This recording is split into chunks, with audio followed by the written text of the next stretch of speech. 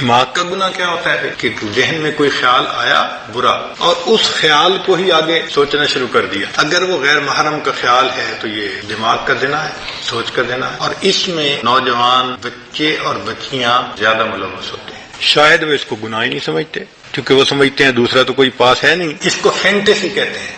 Fantasies کے گناہ سے دماغ پر ڈائریکٹ ظلمت آتی ہے. دیکھیں نا بھئی، آپ نے غیر محرم کو کسی نے دیکھا تو وہ تو 15 سیکنڈ کے لیے چلی گئی، لیکن فینٹیسی تو آدھا گھنٹہ، پونا گھنٹہ، 1 گھنٹہ خیال چل رہا ہے. جتنی دیر غیر محرم کا پروسیس چل رہا ہے دماغ میں، اتنی دیر دل کے اوپر ظلمت آ رہی ہے. تصوف کے میدان میں فینٹیسی سب سے بڑا گناہ ہے جو دل کو سیاہ کرتا ہے. ہم برے خیال سے بچ نہیں سکتے، وہ آئے گا، مگر ہم اس کو جھٹک تو سکتے ہیں نا. تو شریعت کہتی ہے کہ تم جھٹک دو. دیکھیں حضرت سید وار حسین شاہ رحمۃ اللہ علیہ کہا کرتے تھے کہ ٹریفک پولیس کا ایک آدمی چوراہے پہ کھڑا ہوتا ہے، اس کا کام ہوتا ہے کہ بھئی تم نے یہاں پر ٹریفک جیم نہیں ہونے دینی، لہذا دائیں طرف سے ٹریفک آتی ہے تو وہ بائیں طرف، اور بائیں سے ٹریفک آتی ہے تو دائیں طرف، آگے سے آتی ہے تو پیچھے، پیچھے سے آتی ہے تو آگے، ان کو چلاتا رہتا ہے. جب تک ٹریفک اپنی طرف چلتی رہے گی وہ ایک کامیاب ٹریفک کنٹرولر سمجھا جائے گا. اس کو انعام بھی ملے گا، تنخواہ بھی ملے گی، اس کو اپریسیشن کے لیٹر بھی ملے گا. اور وہی بندہ اگر چوراہے پہ کھڑا ہو اور جو گاڑی آ کے چوراہے میں رک جائے کو پوچھے ہی نہ تو کیا ہوگا؟ ٹریفک جام ہو جائے گی، تو اس کی ڈیوٹی بدلتی جائے گی، ہو سکتا ہے اس کو نوکری سے نکال دیا جائے. تو دماغ بھی چوراہے کی مانند ہے، اس میں نیک خیال بھی آتے ہیں، برے بھی آتے ہیں. شریعت کہتی ہے کہ نیک ہیں تو سوچو بے شک، اور اگر برا ہے تو ذہن سے جھٹک دو، جمنے نہ دو.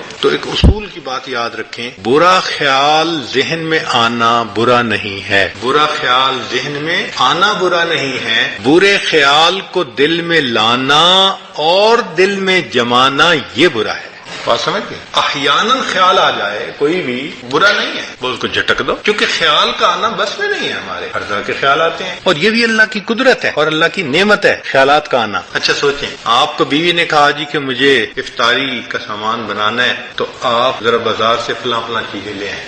آپ گھر سے نکلے، راستے میں ایک بہت اسکول کے زمانے کا دوست مل گیا، 15-20 سال کے بعد ملاقات ہوئی، بڑا اچھا لگا، آپ اس سے حال احوال پوچھنے لگے، بات چیت کرنے لگے. مگر جب آپ اس سے بات کر رہے ہیں تو آپ کے ذہن میں بار بار خیال آ رہا ہے کہ مجھے چیزیں پہنچانی ہے. ہر 2-4 منٹ بعد پھر آپ اگلی بات کرتے ہیں، پھر ذہن میں خیال آتا ہے. اگر یہ خیال نہ آتا اور آپ جس خیال میں لگے ہیں وہی ہوتا تو آپ کو تو وہیں کھڑے کھڑے افطاری کا وقت ہو جاتا، اور گھر آتے تو پھر آپ کی افطاری بہت اچھی ہوتی.